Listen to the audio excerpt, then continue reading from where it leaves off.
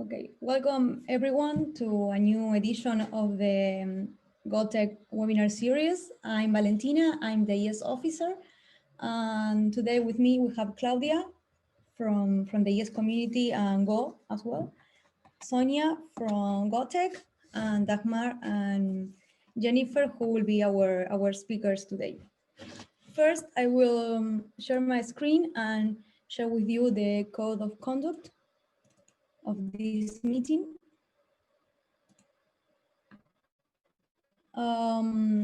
Please be polite and respectful to the participants and to the speakers as well.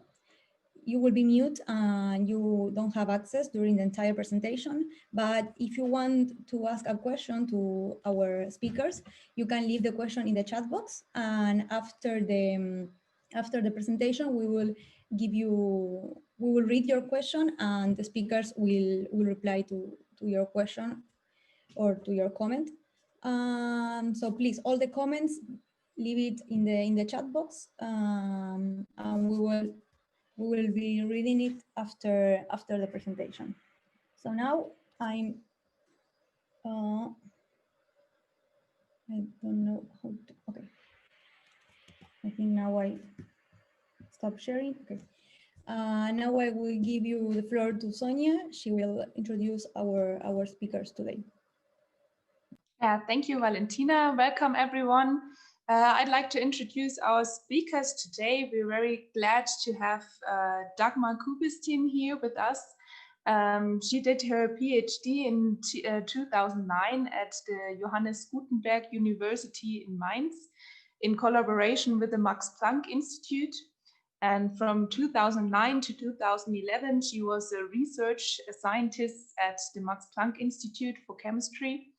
From 2011 to 2015, she was a research fellow at the University of Wollongong at the Center of Atmospheric Chemistry. And since 2015, she has been the head of the trace gas department of the atmospheric ICOS-D group at the Meteorological Observatory Hohenpeißenberg. And our second speaker is Jennifer Müller-Williams. She did her PhD in 2010 in atmospheric science at the University of Manchester. After that, she was a research associate at the University of Manchester for 4 years.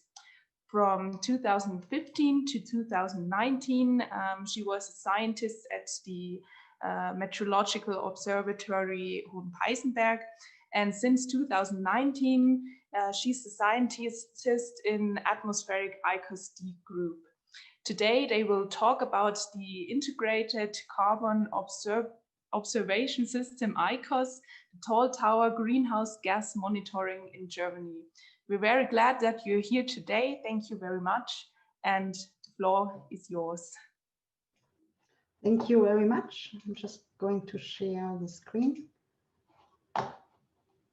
So, hang on. So you can see the presentation? Yes. Yeah. And thank you for the introduction, Valentina. Thank you, and as well as Sonia. And thank you for the invitation to this webinar. In the next 40 minutes, we are going to talk about the integrated carbon observing system in Europe, and especially we concentrate on the tall tower greenhouse gas monitoring in Germany. But first of all, I would like to thank my ICOS team for the successful operation of these stations. These people are doing the stations coordination, the QA and QC procedure, the data analysis, the model simulation, as well as the data interpretation. My special thanks goes to the technicians and engineers of the team who set up the stations, who climbed up the towers, and who do the regular station visits to keep the instruments running and going. So as we already had the introduction by Sonia, what we have done, so I don't want to go into further, just to mention that Jennifer and I, before we came to ICOS, had some experience with greenhouse gas measurements. And if you have questions on below, you see our email address and we are happy to help. So we, from the ICOS team and ourselves, we are based at the Hohenpeißenberg Meteorological Observatory. So this observatory is a global GAW station situated in southern Germany at about 1,000 meters above sea level. And our main mission is the long-term monitoring of the atmospheric composition, so including reactive and greenhouse gases, as well as aerosols. We have a comprehensive measurement program for ozone, and we also monitor the meteorological parameters. The monitoring the atmospheric composition is pretty crucial to understand the state of the atmosphere. So here you see three species, three of the predominant trace gas species in the atmosphere: carbon dioxide, CO2, methane, CH4, and nitrous oxide, N2O. And here you see a long-term record of over 2,000 years. And what you see in the beginning of the millennium is that the concentrations of all of the species are far lower than nowadays. What you also can see is that the concentrations have been pretty stable up to the 18th and 19th century, when they started to increase rapidly with the onset of industrialization. So one common thing of these species are their molecular structure. So they have a dipole moment, and therefore they can absorb and reflect infrared radiation. And that make them as powerful greenhouse gases of the atmosphere. So short wave radiation from the sun is entering the Earth system and is partly reflected by clouds and absorbed in the stratosphere. About half of it reaches the Earth's surface and is absorbed there. And being a black body, the energy is reflected back as infrared radiation. So here comes the greenhouse gases into the role. They partly absorb this reflected infrared radiation and also reflect them partly back to the Earth's surface, so heating up the Earth system. So you can imagine if having more greenhouse gases in the atmosphere, you might get increase in temperature. And that we can observe at the Hohenpeißenberg Observatory. We have a long-term record starting in 1781 with monks from the close by monastery doing the measurements. And you see that the temperature is going up in the last century and decades, following or tracking pretty well the global greenhouse gas CO2 concentrations. And this is not only a local effect. If you look at the global temperature anomaly taken here from the IPCC report, you see the same behavior for the temperature. So this leads to the well-known global warming and climate change. And to keep the temperature at a moderate level, political action needs to be taken in place. So in 2015, the world countries met in Paris and they agreed to target the goal to be climate neutral by 2050. And WMO supports this action by the integrated global greenhouse gas information system. So, but what caused actually the increase of the concentrations and what makes the concentrations in the atmosphere? So the concentration in the atmosphere is a result about their sources and sinks. And for long-lived, well-mixed species, the change of concentration versus time is the emission rate minus the loss rate, also called the growth rate. And if you look for CO2, what we see that the major source is fossil fuel combustion. So it has dramatically increased in the last 100 years. And the major thing for CO2 is the ocean, leading then to ocean acidification and also from vegetation taking up CO2. And the rest remains in the atmosphere, leading then to the increase of greenhouse gas concentrations or of CO2 concentration in that case. And on the right side, you see the growth rate, and the growth rate is always positive, but it's not just constant. You see that it's always growing, also growing over the last decades. So meaning that the CO2 concentration in the atmosphere is accelerating. And if you look for methane, what are the major sources? We have also fossil fuel, but you also have a big part of agriculture and waste. You also have natural main contribution from wetlands, and that it's going, it might getting a problem as well when temperature increases, permafrost is melting, and you increase the emission of methane in that case. The major sink for methane is the chemical oxidation with OH radicals in the troposphere, leading to about a lifetime of 10 years. For N2O, the major sources and sinks for sources are natural soils, as well as agriculture and the fertilization. The major sink for N2O is the transport to the stratosphere. So this leads to a tropospheric lifetime of N2O of over 100 years in the atmosphere or in the troposphere. So these sources and sinks are subject to change in the future. To predict the evolution and greenhouse gas concentration model simulation with different scenarios are performed. So the back line with the dots are the observation which goes up in that plot to 2011, 2012. So when the model starts, or the model one starts in the 90s, you see that the spread around the observation are pretty small, but going further and further in time, the spread goes larger and larger, having a larger uncertainty. Therefore, it's absolutely necessary to maintain the greenhouse gas observations so that we can know where we are going to evolve in time.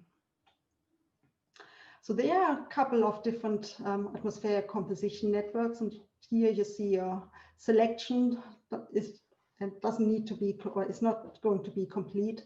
But these networks covering continuous in situ and flask measurements on ground, as well as on aircraft, as on ships.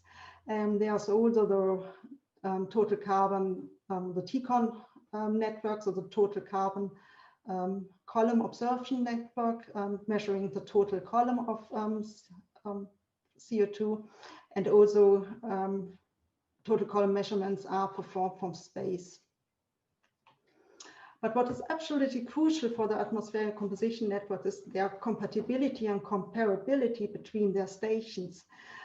And because you need to know what you are measuring and that you're not going to compare between pears and apples.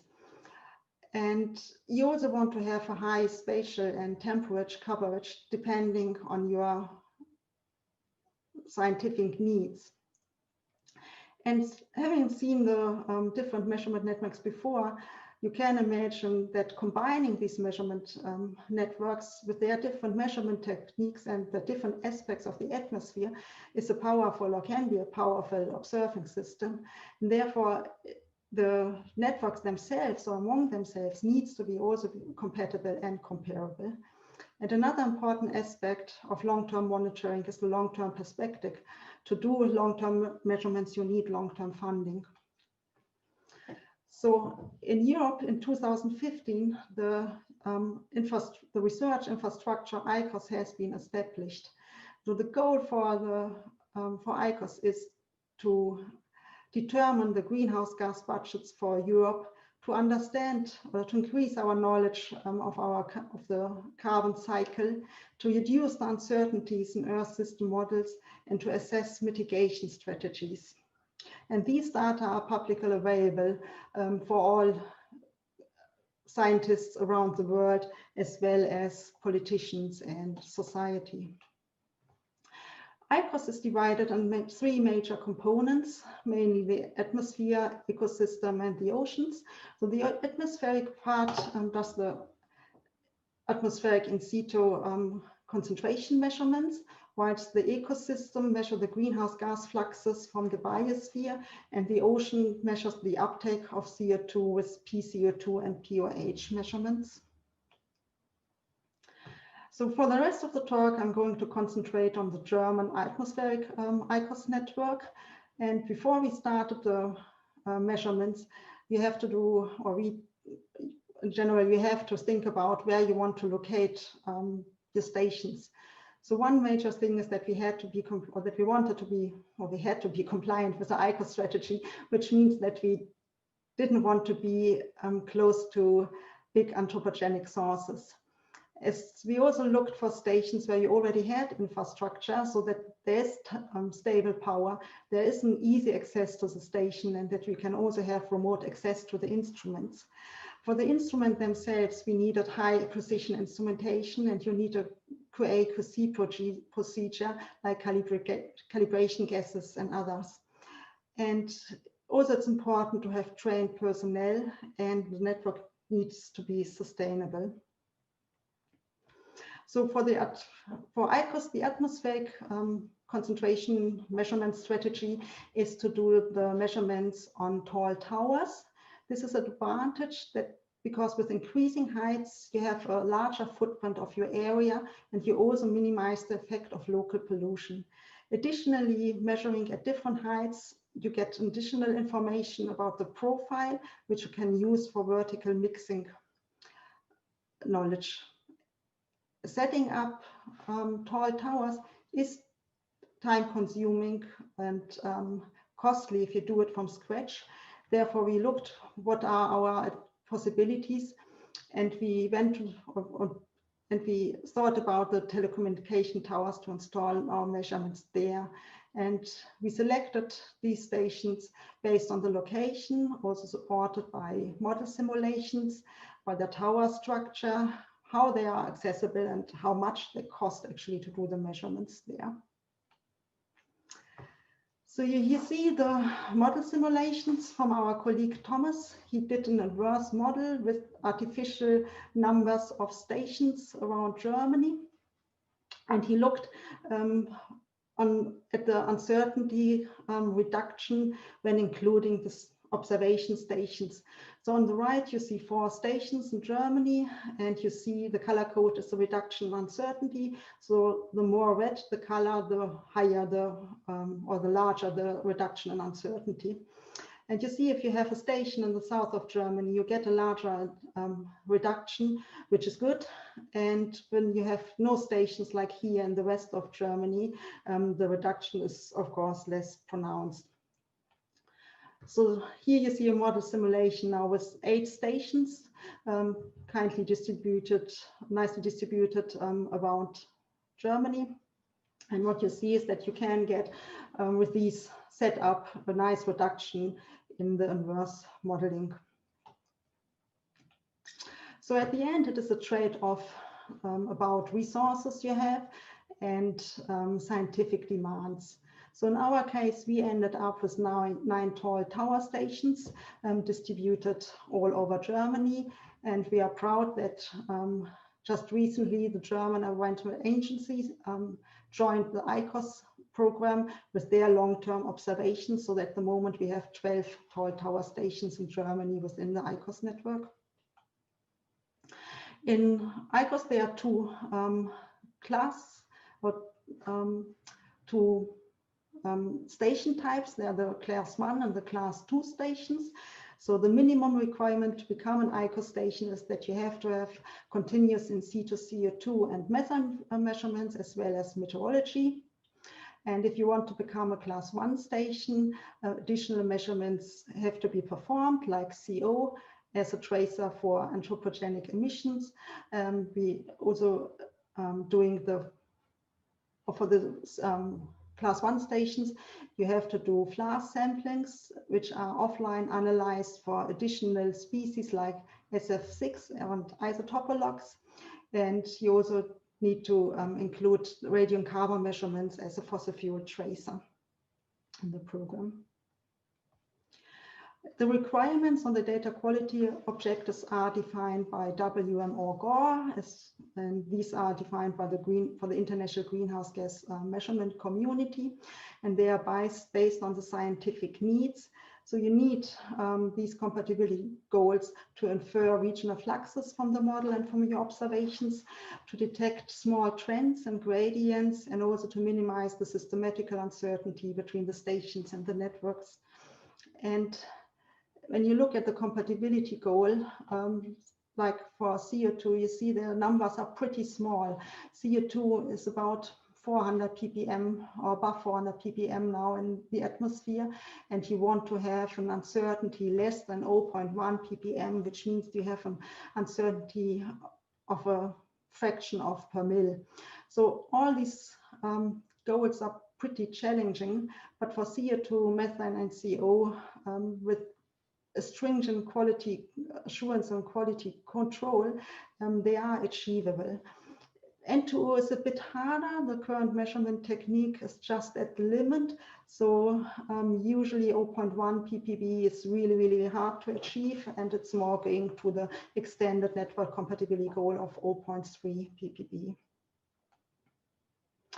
In ICOS, the different possible instruments are tested, and they have to become an ICOS instrument. They have to fulfill some requirements. So there's a minimum of precision they have to have, and minimum of or maximum of repeatability.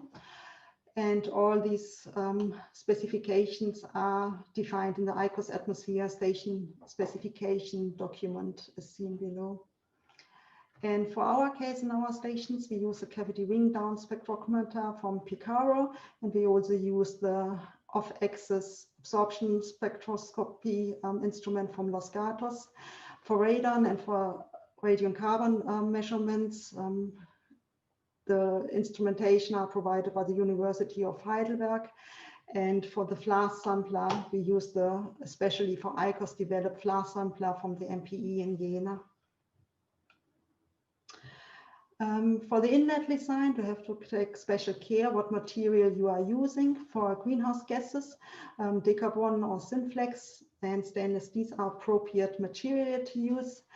In our case, we have separate lines for each height, and each entrance we have a filter to keep the inlets clean, and the inlet lines clean.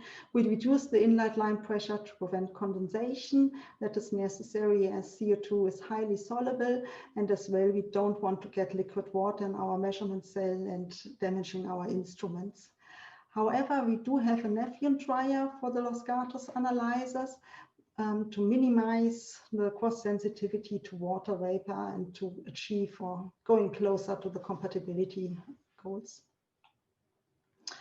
Here you see a setup of the ICOS station. So all the instruments are installed in the container. Before the container arrives, we have to make sure that you have a foundation where the container can be placed. All containers are usually pre-equipped at the Hohenpeißenberg. And here you see an inside view of the container. On the right, you see the Picaro instruments and the sample line or the gas distribution system. Here you see our ICOS team in action, where they have to climb up the high towers or the tall towers and installing the sample lines. We have arms at the outside of the structure, and on the bottom right you see the inlet system with the filter here.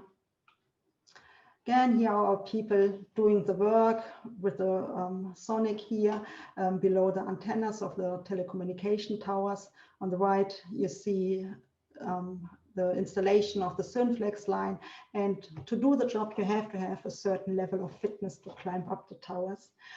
And with that, I would like to thank you and would like to hand over to Jennifer. Thank you. Okay, hi everyone. Okay, so let me continue.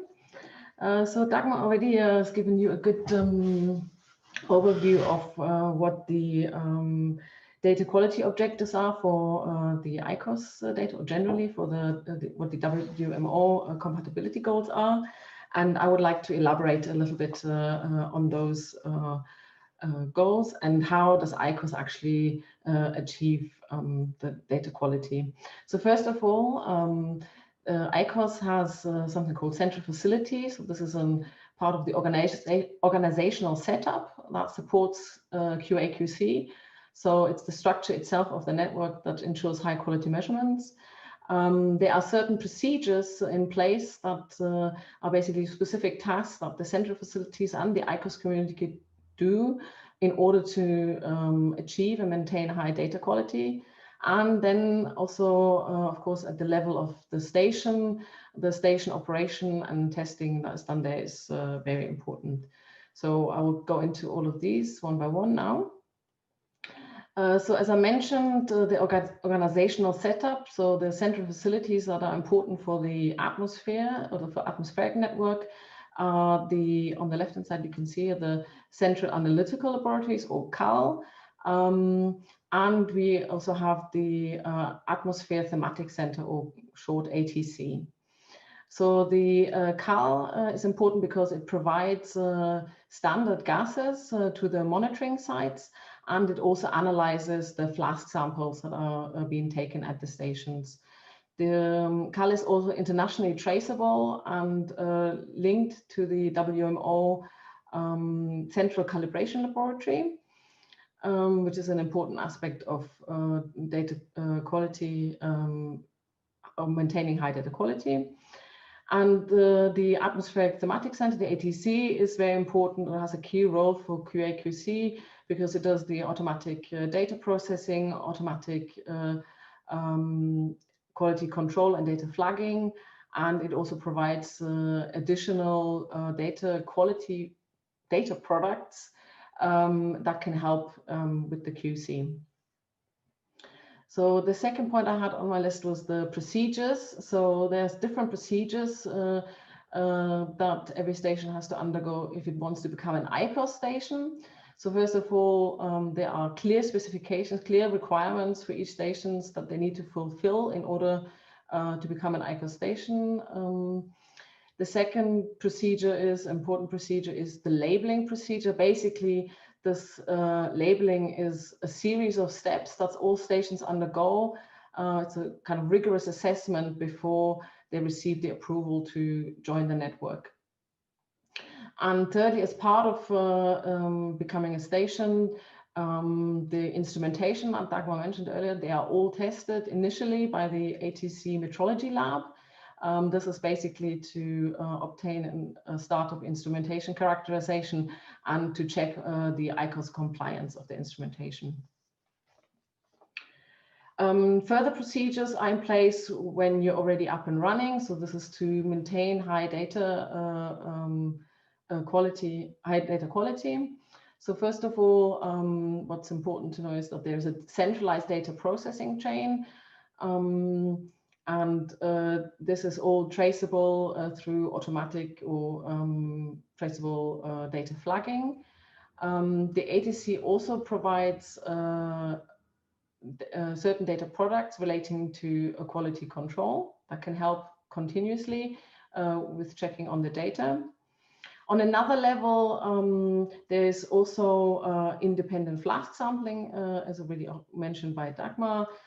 They help to validate the continuous measurements at the station, and also on a more intermittent temporal scale, there are station audits by the ICOS mobile lab, which itself is traceable to the WMO calibration lab and the ICOS calibration lab. And of course, on a different level, the ICOS community and the wider community meet regularly to inspect the data that are being measured and discuss the data quality. So I want to pick up one of the points here. This is the data processing chain. So one of the key things here is that all the data are treated in the same way from all the different stations. The raw data is being sent to the ATC, which is situated in France, and they basically do the automatic data flagging. They do data corrections, such, for example, the water vapor correction. They apply calibration factors. They aggregate the data from raw data to minute and hourly data, for example. And also they provide an interface where the station PIs can access the database and can do basically manual flagging. And this is a sort of a final step of validating the data or the confirmation of the data validity. Moving away from the procedures, we also obviously have activities at the stations themselves, standardized tests, and normal station operation. So first of all, one of the tests that have to be done about once a year is the determination of the water vapor correction function. In ICOS terminology, it is sometimes called droplet test. Then there are important tests to check that the whole system is leak-free. So there's different types of tests. One is called shelter test. It's also ICOS terminology. This is basically where, as you've seen earlier from the pictures, that lots of the instrumentation is within the container. So often this is the shelter effectively, and here the measurement and the standard gas delivery system is tested for leaks. And also what is done normally once a year is the line test. So that includes all the long inlet lines. They are tested for intactness, that there is no leaks or breakages. Another important check is to look at the gradient data in well-mixed conditions. This is often midday, for example, to see whether basically there's an absence of a gradient. And if there's maybe one height sticking out, it could be because there's a leak in the system somewhere. Another independent check for the leak freeness of the system is basically the regular flask sampling. Here you see an example from the station in Hohenpeißenberg, where you see a time series. Most of it is from last year, no, 2019, sorry. And here you see the difference of the continuous measurements minus the flask samples, and the red dotted lines there are basically indicate the compatibility goal.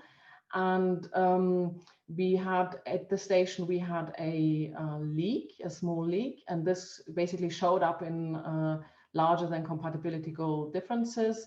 And action was taken, the leak was sealed, and you can see the blue points on the right-hand side of the plot show that the differences are minimal, so within the compatibility goal. So the flask sampling is important to maintain or to check on leaks in the system. Of course, another important set of standard tests are the measurements to estimate the performance of the instrument and to make an estimation of the uncertainty of the measurements. So uncertainty covers often two aspects. This is on the one hand accuracy, on the other precision. So I've put a little sort of graphic here to show the schematics, how we can think of this. So first of all, on the far left here, we have a true value that we want to measure. And in this case, we have a not accurate and not precise system. We have quite a large spread, and the average value is a bias to the true value, the red dot. If you look at the second panel here, we can see that the precision is a lot better. The points are more clustered together, but we still have a bias in our measurements are not that close to the true value. The third case, we are on average correct. We have an accurate system, but the spread is quite big, so it's not very precise. And really the goal for us is to have a precise and accurate measurement system. So in this case, this is what we're aiming for. And how do we achieve this? We do this by doing regular calibrations. This is to correct for instrument drift and bias, so that we achieve this true value to come onto this red dot, as it were. And then we also do regular target measurements. So this target measurements, the idea is here that we have a standard gas tank with concentrations that are typical of atmospheric concentrations. And we regularly inject this gas into the measurement system, and we see how well can we repeat the assigned value of this tank, the actual true concentration that is in the tank. This is then used to estimate the long-term repeatability, sometimes also called reproducibility of the measurements. And also this is used to estimate the continuous monitoring repeatability, also sometimes called precision. And also in this way, we get an idea of the bias. In our case, we also use what we call a reference tank. This is an additional tank that is used to correct for short-term variability or drift. With the Los Gatos analyzers that we have, we often have drift that is quicker or faster than the calibration intervals. So to go a bit more into detail onto the calibrations, basically each calibration consists, or each sequence. On the left-hand side, you can see a sort of very simple schematic. Each calibration sequence is made up of 4 cycles, or several cycles, and each cycle basically is the injection of 3 or 4 different concentrations from different tanks. So we have normally a low, medium, and high concentration in our standard gases. And this whole cycle, this whole sequence takes several hours and is done about every 2 weeks at the station. And then out of that, we get a calibration correction function, which is then applied to the data.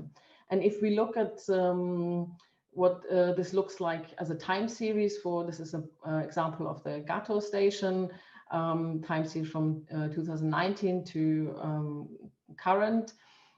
This is the example for CO2. We see 3 different lines. So these are the 3 different tanks. And we can see that, first of all, this plot shows the deviation to the assigned concentration in the tanks. And you can see that this is at the order of 2 ppm, sorry. So if we didn't calibrate, we would be about 2 ppm off. And the important part of this plot, also for QC purposes, is to see that these tanks sort of drift equally, and there's no weird change in the tank for one, but also the instrument seems to behave quite predictably. So this is the part of calibrations and being accurate. So now the question of uncertainties. I again want to show a data quality plot from the ATC. So this is a pretty big plot, so I split it in 2. And this is the top half of it. This is for the station Hohenpeißenberg for CO2. On the top, you see the ambient air concentrations, and at the bottom, you see the standard deviation in the hourly means that are shown at the top there. And the key thing as part of the QC procedure is really to see, do we have any particular outliers here? Is there a completely unreasonable low or high concentration that we would have to take note of? The second part of the plot is more interesting for our QC approach. So here you see, again, this is for CO2, you see the continuous monitoring repeatability on the top panel, the precision. This is again a time series for Hohenpeißenberg. You see the long-term repeatability, and both of these plots are basically data that is derived from the short-term target measurements. So you can see in looking at both that we have the long time series. We are at the order of 0.02 ppm for the precision. So this is well within the ICOS goals, and quite similar for the reproducibility. We've got quite stable conditions. At the bottom, you see the plot for bias. So this is how accurate are we? How well do we find our true value? So here we're talking about the compatibility goal of plus minus 0.1 ppm. And in black, you see the data from the short-term target tanks. So short term means that the injections happen every 6 hours or about 6 hours. And the gray line that you can see there is the bias from the long-term target. So the long-term target is only injected or measured every 2 weeks. So here we can basically see that all in all, we are within the compatibility goal of 0.1 ppm. Here the various lines indicate when tanks were changed or configurations were changed. I guess for quality control, one of the interesting points here to make is that we can see at the bottom there's a color bar, there's a sort of I call it red period. This was indicates that there was a different instrument connected on measuring at the stations, and this is also easily visible at the top plot where you see suddenly this jump in precision. So it clearly indicates different instrumentation or different instruments have different precision. So it's important to track that. So looking at, this is just one station, how do we actually do for the entire network? It's called theory versus practice. Do we actually achieve it? Dagmar already mentioned it. We do achieve our compatibility goal for CO2, methane, and CO. Here you basically see box plots based on the short-term target measurements, and the green bars are indicate the WMO compatibility goals. And if we look at N2O, then you can see that we are part of the distribution is basically outside of this green bar. So it is more difficult to achieve the compatibility goal for N2O, as mentioned before. So what happens if we've done all this wonderful QC on our data? This data as part of ICOS is freely available, and you can find this in the Carbon portal, which is also a central facility of ICOS. So what the Carbon portal also provides, apart from freely downloadable data, is that it provides additional tools to do QC or to understand your station. It has a footprint tool. It uses Jupyter notebooks, so you can explore and analyze your ICOS data. So I encourage you to just have a look at what is all there, and maybe if there's something that's useful for you. I wanted to give you a quick look at what do the data actually look like. So we look at the atmospheric ambient measurements. Here you see a time series plot for CO2, methane, and N2O. And all in all, this is the lines, or the different colors are the different stations, and the black line is a running mean average. And what you can see is that, for example, for CO2, you have an annual cycle. Most probably know this. Obviously, in winter time, we have higher concentrations compared to the summer, where the vegetation is active and takes up some of the CO2. So this is just a quick look, but I actually want to show you what we can do with the data, what kind of science has already come out of the observations. So there was a recent study that looked at the summer drought of 2018. So during that summer, we had higher than normal temperatures. Here sort of on the top plot, the precipitation was lower, and during that summer, vegetation photosynthesis was reduced. So the uptake of CO2 was reduced. So this could be seen as a signal of higher CO2 concentrations, what I sort of call what was called here in the paper as a CO2 seasonal anomaly. So what actually happened there, and what could we see at the stations? Here's an example of the GAWTEC station, German station, so sort of representative for Central Europe. And here's a comparison of 2017 and 2018. And you can see that in 2018, on the red line, there is in the summer months, July, August, we don't have such a big CO2 drawdown.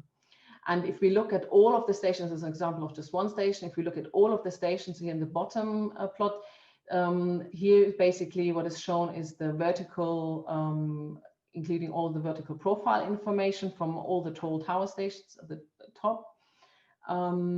And what you can see on the left-hand side, we have the months May and June, and on the right-hand side, we have the months July and August. And basically what is plotted here is the anomaly compared to an average of all the previous years. And we can see that May, June, we actually have a negative anomaly. So there was more CO2 removed from the atmosphere, whereas in the summer period, so July, August, we have a positive anomaly. And if we look at this spatially, if we look at the maps of Europe, then on the left-hand side, we can see May, June, mostly sort of blue colors, which would be this negative anomaly that I mentioned, and July, August, mostly red dots, which would be this positive anomaly where we have higher than normal CO2 in the atmosphere. And how much was this? Basically, this difference was about 1.4 ppm in the summer period. And how does this compare to other droughts? Where you can see it's not the worst drought, but it was clearly detectable in the concentration data. So I've talked about concentration measurements and what we can see from that, but really, and we can, from that drought study, we could also see how big is the impact of vegetation. So really, it's not just done with looking at concentration, but the real interesting thing then happens going from concentration to this estimation of sources and sinks that Dagmar also mentioned at the beginning and how they are changing. And one of the key parts is to understand what the, in this case, what is here shown on the plots, the net ecosystem exchange is. And I wanted to just pick out results from a recent paper that use atmospheric inversions. I don't really want to go into atmospheric inversions too much. It's probably a whole webinar in itself, but sort of the main points from this is really that this uses different models, also different vegetation models that use the concentration data from ICOS to obtain an estimate of the carbon budget of the role of the vegetation. And the key point here that I want to highlight is really that what the paper says is that the estimates of the carbon budget is most robust when you have a dense measurement network. So this really highlights the usefulness of a coordinated structure like ICOS. And here's the example of Central Europe versus Southern Europe, where in Southern Europe it's more sparse network and you have a higher uncertainty in your budget estimates. So, and we're coming to an end really. I want to just leave this slide up and just have a look at what ICOS has to offer, and leave some of these links up so you can follow up. And of course, also, as Dagmar mentioned in the very beginning, send us an email if you're interested. And also in something a bit special, I wanted to highlight that we currently have a job going at the observatory in Hohenpeißenberg, and just check out the ICOS Germany Twitter feed and you'll find the link to the job advert. Thank you much for your attention. Thank you very much for your presentation. We'd like to start a discussion now. We have some questions to you, and I'd like to read out the first one. It's to Dagmar. How often do you change the Nephilim dryer? So we haven't changed it yet. They are pretty, so they are running now for about 3 years and we haven't changed it. So they are usually, they don't have a, or they are maintenance free, let's phrase it this way. But of course, at some stage you should look if they're still leak tight and how the efficiency, if they went down, if you get dirt into your lines. But for that, we also have the filter in front, so we keep the lines clean. Thank you very much. And the next question is if you can let us know the specification of pump pressure to take the air from the tower. So in Hohenpeißenberg, we have about, the outside pressure is about 900 millibar, and we have pressure of about 300, 400 millibar in the lines.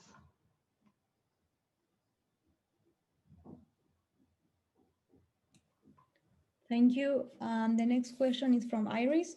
She said, What are the main differences between in QA and QC procedures between GAW stations and ICOS stations?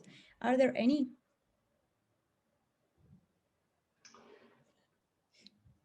Do you want to answer? So ICOS is a contributing network to GAW, so there are not big difference. But what ICOS has, it has the central facility, so the data quality control is centralized. And that makes it a bit easier for the stations or for the station's PI to follow the data quality objectives. But in general, the data quality objectives are the same for GAW and for ICOS. Great, thank you. I don't know if anyone else has a question.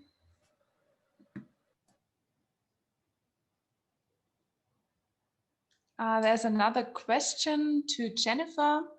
Even though you used the Nephilim, is it necessary to make water corrections or only for the flask? Okay, so in our setup at the moment, we only use the Nephilim dryer for the Los Gatos. So this would be for the N2O and CO measurements. At the moment, we haven't got Nephilim dryers installed for our Picaros, and therefore for the Picaros, we need the water vapor correction. And the Flask sampler, excuse me, the Flask sampler has its own dryer, so that that will be dried as well. But this is different at different ICOS stations. So some ICOS stations do use a Nephilim dryer for their Picaros. So this depends a little bit on the station setup. And the next question is, can we use ICOS network measurements to determine global warming potential?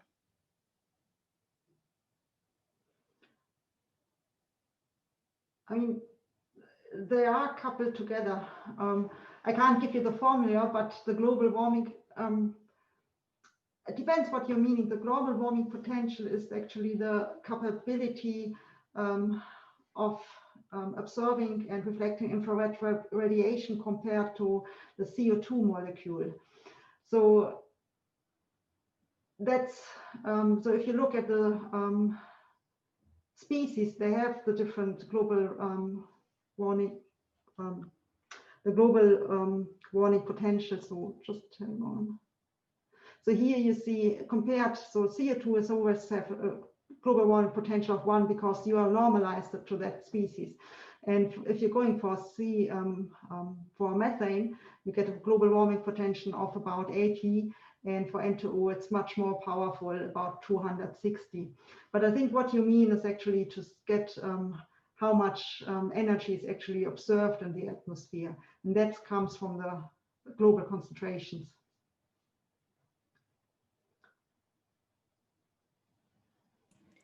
And the next question, Van says, you've shown how the data are being used to calculate average concentrations. Are the data also used to compute vertical fluxes? If so, are the flux calculations based on the gradient method? Okay, so so I can see the first part again. I've got again. It is possible to measure or estimate fluxes from the tall towers, but it is not something that is done operationally yet. So because we have tall tower measurements, in actual fact, you still have to probably in the first step establish a clear method. I know there is literature out there that already has done that, but for ICOS, it is not done yet in an operational kind of manner. And the gradient data at the moment, the way we are using it is to look at the quality of the data. Like I mentioned with, for example, the looking for leaks, but it also provides you a lot of information about the mixing state of the atmosphere. So could, for example, can I have a look? Because these gradients are, for example, automatically also calculated by the ATC. So here you can see, sorry. This is, for example, the gradient, the CO2 gradients, vertical gradients for, in this case, the GAWTEC station for different months, and the different lines indicate different periods in the day. So, for example, daytime from noon till 4 o'clock in the afternoon, you often see that there's an absence of a gradient. This is because the atmosphere is well mixed. For example, if you look in August, the black lines is the nighttime from midnight till 4 a.m. You see that the closer you come to the surface, the higher the concentrations are. So there are either inversions, or you have local sources, or including, for example, respiration of the vegetation, etc. So, but then this, if you look, for example, the August plot, if you go then through the day, this breaks up and gets perfectly mixed. So at the moment, the vertical information isn't used in an operational kind of manner, but this is the aim. Yeah. Also for the models to start to use the other levels, the other heights, not only the top level measurements. Okay, another question to Jennifer. So you mean that you apply a water correction equation when you measure with CRDS separately from the dry air mole fraction from CRDS itself?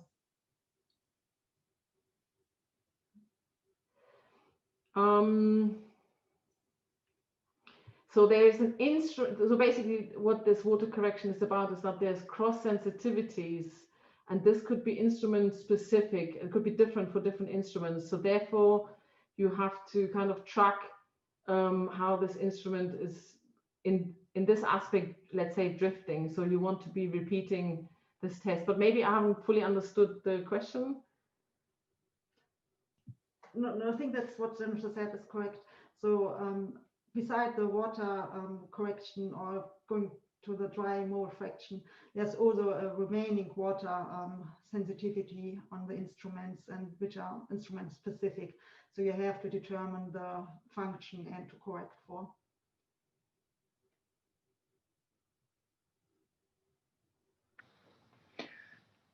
And there's another question, which one is better according to your experience, Nephilim, PD or MD type? So I think the one is the multi-tube and the other one is the one tube type, I guess. Well, that's my guess. If that's the case, so ICOS strictly recommends to use the one line tubing and not the multi-tubing, because there had been some cross interference, and that's strictly not recommended from the ICOS community.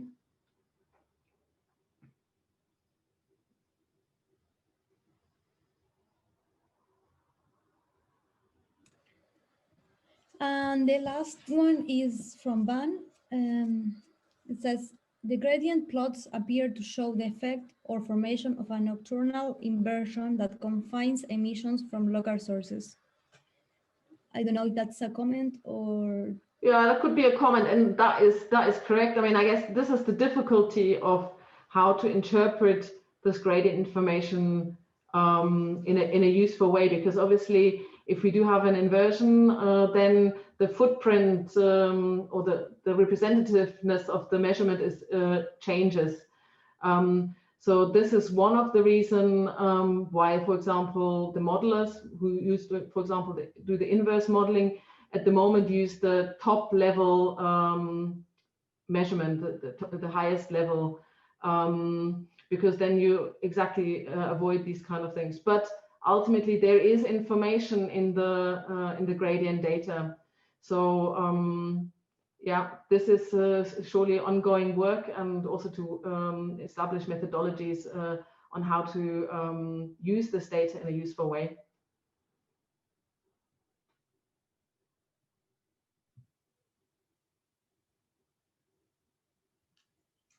Van has another question. In one of the plots, there appeared to be a sharp increase in nitrous oxide concentration. Have you been able to explain this?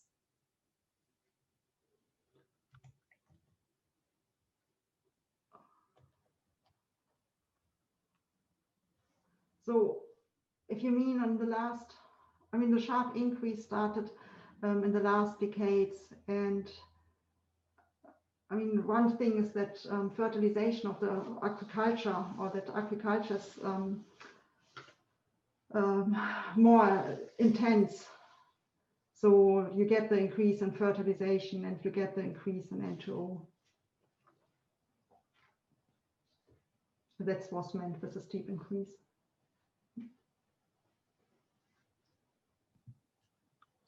So I think there are no questions left. So we would like to close the webinar. Thank you very much again for your presentation. It was very interesting and we had a lot of interesting questions. We like to introduce our upcoming webinar. It's on Thursday, the 21st of January, with Rebecca Chubich-Lucas from Barbados. She will talk about the Eureka project, and you can register on our website. Thank you very much and have a nice week. Thank you. Thank you very much. Okay, bye-bye. Bye.